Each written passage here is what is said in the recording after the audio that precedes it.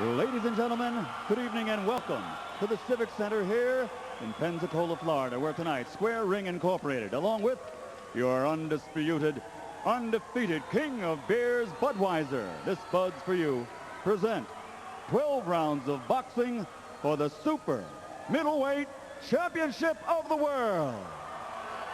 This bout is sanctioned by the International Boxing Federation, President Robert W. Lee, and the Florida State Boxing Commission, Chairman Dr. Jack Gugino, Vice Chairman Alvin Goodman, who will also supervise at ringside for the IBF, Commissioners Terry James, Eric Riley, and Alito Waldman, Executive Director Don Hazelton. The three judges scoring this bout on a 10-point must system will be Dave McCullough, Gary Merritt, and Bill Ray. And when the bell rings, the third man in the ring in charge of the action, Brian Gary. Now at this time, let's meet the fighters.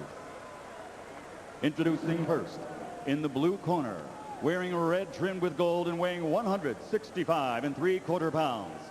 He comes into this ring tonight as a veteran of 44 professional bouts and has compiled a record of 37 victories against 6 defeats with 1 draw. 26 of those victories were over early by knockouts. Ladies and gentlemen, from Glassboro, New Jersey, introducing the challenger and #1 ranked super middleweight contender in the world, the punch-in postman, Tony Thornton.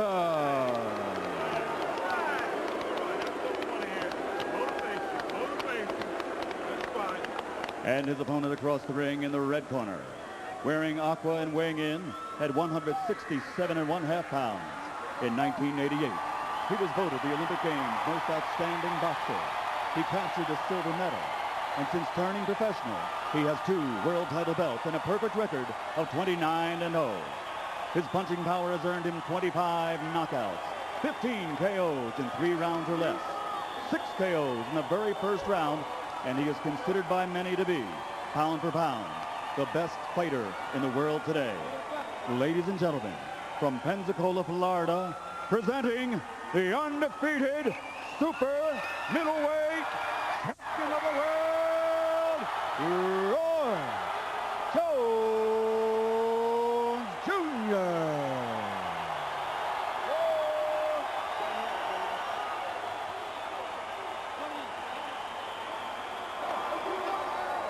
All right, Rody, go it.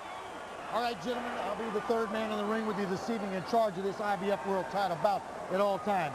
Avoid the use of your head as a weapon. No rabbit punches, kidney blows, or low blows. If you score a knockdown, go to the neutral corner and don't come out till I signal. Protect yourself at all times. Shake hands. Come out boxing at the bell. And now, boxing fans, are you ready? Pensacola, Florida, are you ready? There's only one thing left to do.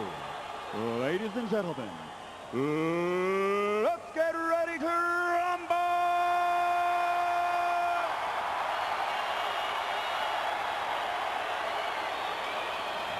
You said, Jim, that Thornton was a very honest, straightforward man, and he is. And when we asked him, well, how do you beat a Roy Jones? He said, you tell me. Well, now he's got to tell us.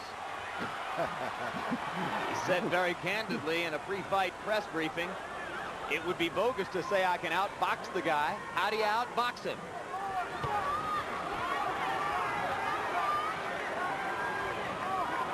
You were questioning yesterday, George Foreman, whether Tony Thornton would make the kind of commitment, take the kind of chance necessary to have a chance against a guy like Jones. When you're going to fight a Roy Jones, that kind of boxer, that kind of fighter, you got to risk it all. You can't even care about getting scratched, cut. You got to be determined. It may kill me, but I'm going to win this thing. Get it up. Keep it up. Has he made that kind of commitment? We'll see.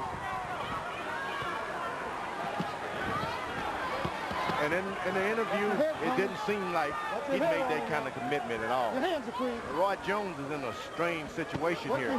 He's expected to win, but you just can't do it dynamically against this kind of fight. This kind of fighter. You got to take your time. When Jones fought against Antoine Bird here in March, he suspected he might have a shot at a first-round knockout, and he delivered it. We asked him if he would try for the same thing here tonight. He said, no chance. This isn't the kind of guy you would do that against. This is probably the most solid fighter Roy Jones been in again. Not the best, but he's solid. Since James Toney or including James Toney? Including James Toney. James Toney is a great fighter, a good fighter, but he goes outside sometimes the laws of boxing. This guy stays within the realms of good self-defense.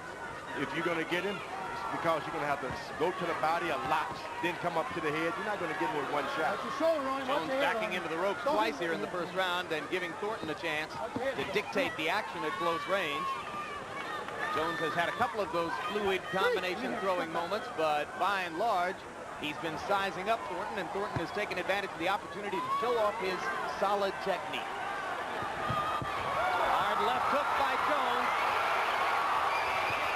Thornton protecting himself as Roy tries to come with another left hook.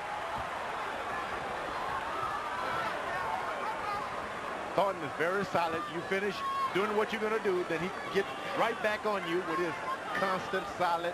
Hit you now and then on the body, in the chest, on the arm. Thornton works very hard all year round as a solid, well-conditioned fighter. Jones, with those unorthodox leaping, ducking, and diving moves, landing rights and lefts as the first round winds down. Jones turns around into a southpaw stance. I counted 6 big punches that Jones threw and missed on Thornton in the last 15 or 20 seconds. But Thornton didn't have any response. What he's trying to do is crowd him, keep him busy. And Jones stayed in the southpaw stance for the last 20 seconds of round 1. Bring your overhead punches down a little bit. Don't hit him on top of the head. Hard up there, man. In between that shoulder and his chin. All right. That's good. Way to work. Way to work.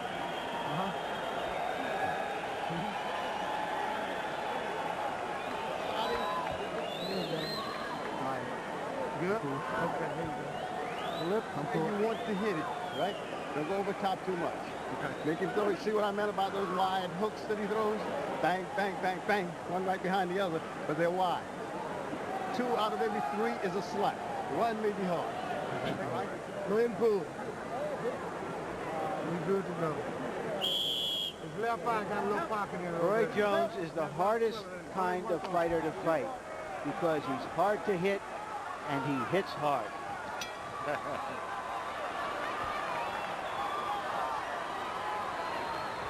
Round 2 begins. Jones comes out in his conventional stance, back to the usual routine, and throwing the jab, something he didn't do against Toney in his most noteworthy performance. Where most boxers practice and go out and do what they practice, sometimes their hands just automatically go. Roy Jones will not do anything unless he sees it. That makes him hard to hit because after he throws that punch, he's looking at your shoulder to make sure he's not going to get hit back. And he has enormous confidence in his own intelligence. Roy is pretty convinced that he sees everything well in the ring and can think of what to do next. He doesn't look for answers. He thinks he has them. Step back, got you. Action slowing a little bit in round 2 as Thornton is reluctant to throw punches here. Roy Jones is smart. He's starting to land some body punches too. Normally you won't see that in a good boxer. Where he goes down to the body just in case I'm around here 12 rounds. I'm going to take some of this energy away from this guy. This is more than a minute of conventional boxing for Jones working behind the jab, and Thornton might not have thought he'd see it. Now Roy getting fancy as he bolo punches with the right hand. Thornton not quick enough to stop Jones's combinations, and now Thornton moves forward and momentarily stops Jones from punching by throwing his own. Jones may get hurt, but he never loses focus. He stays focused, stays in the old orthodox stance. Why? Because you can only clown so much. Oh! Low blow by Jones. Referee Brian Gary steps in and says, get him up. All right, that's it. Keep it up.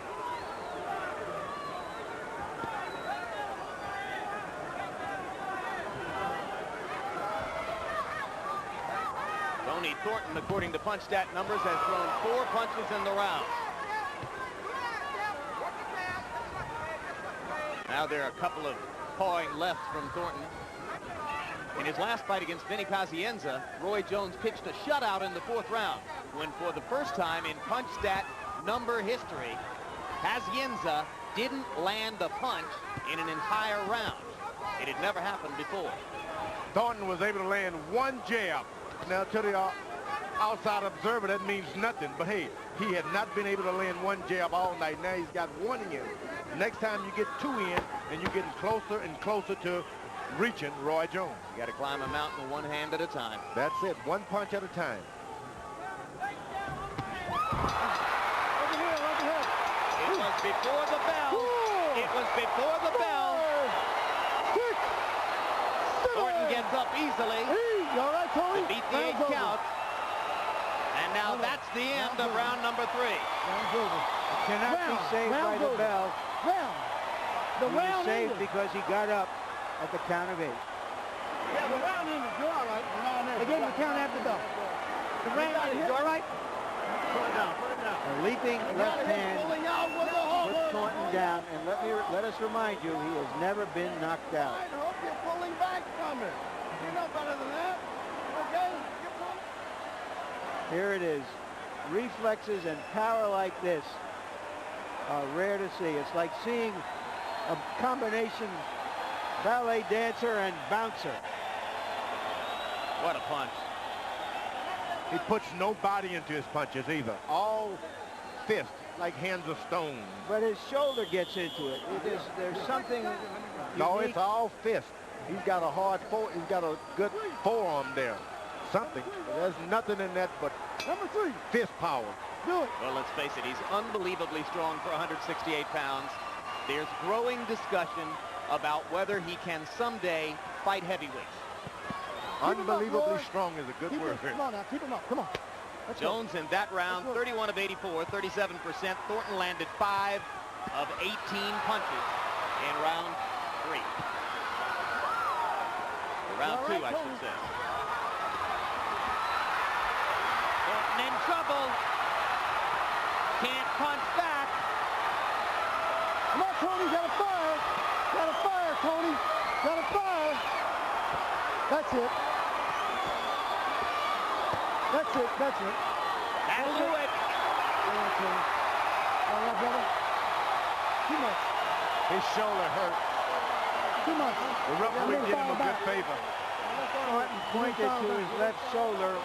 He's had problems with his left arm in the past. Apparently he threw it out. Roy Jones utterly destroying an opponent who had never previously been knocked out in a 44-fight professional career. And that looked like about a 44 punch combination in that last 10 or 12 seconds. He was looking at every punch he threw. That's fantastic. Fantastic, because generally guys panic and start lunging forward. This guy kept looking and watching what he was doing. Another memorable performance. The 30th win in a row, the 26th knockout for the man many regard as the best there is. Well, in one sense, really, his only opponent right now is Pernell Whitaker in the pound-for-the-pound battle, and he has been winning more spectacularly in his recent fights. If he steps up to the heavyweight, we better get another apartment. Couldn't fire. All right. Well, what do you think, George? Will he someday fight against heavyweights? I mean, he's talking about it. Not against guys like you. He admits that he could never go against somebody like you who would have a functional 30, 40, 50-pound weight advantage. But he's talking about maybe Tyson. Yeah, he's got the same thing Tyson has going from quickness, speed, and power. He puts on another, 45, 50 pounds of muscle. I wouldn't want him. Everybody else better watch out. Well, actually, who do you want? But then again, that's another discussion. This guy beat a good fighter tonight, a good, solid fighter. Excellent. Yeah, a guy who wasn't going to give anything away. Right now, let's go up to ring announcer Michael Buffer for the official particulars. Ladies and gentlemen, referee Brian Gary calls a halt to the bout. The official time, 2 minutes. Pardon me, 45 seconds. That's 45 seconds of round number 3. the winner, victory number 30. He is still the undefeated super middleweight champion of the world.